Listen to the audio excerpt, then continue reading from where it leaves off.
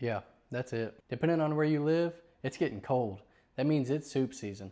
But my big back likes some pasta. So let me show you how to make some pasta soup. This is the kickoff to my weeknight series of fast, easy meals you can throw together after a long day. This one's one pot full of flavor and could convince anyone you know exactly what you're doing in the kitchen. So to start, we're just gonna get a large pot over some medium-high heat. We're gonna add a little bit of oil, throw in the onion. Once those onions look good, we're gonna go ahead and add in a tablespoon of some garlic.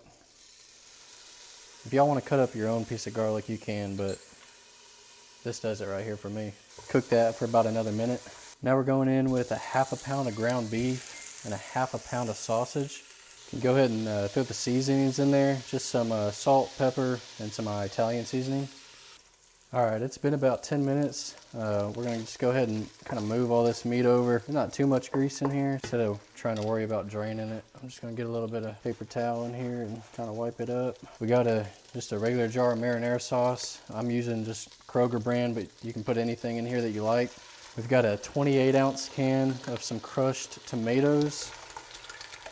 And we got 4 cups of some beef broth.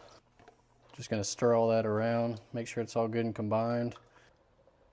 Once that's starting to simmer, you're gonna go ahead and add your pasta. I'm doing some penne in this. You can use whatever pasta you want. You can use lasagna. Doesn't matter to me, but we had this in the pantry, so we're gonna add that in. I don't know how much that was, probably a box worth, whatever. Go ahead and get that stirred in, and we're just gonna let this cook for about 8 minutes.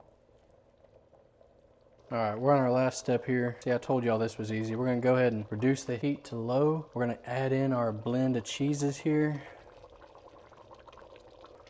And a little bit of heavy whipping cream.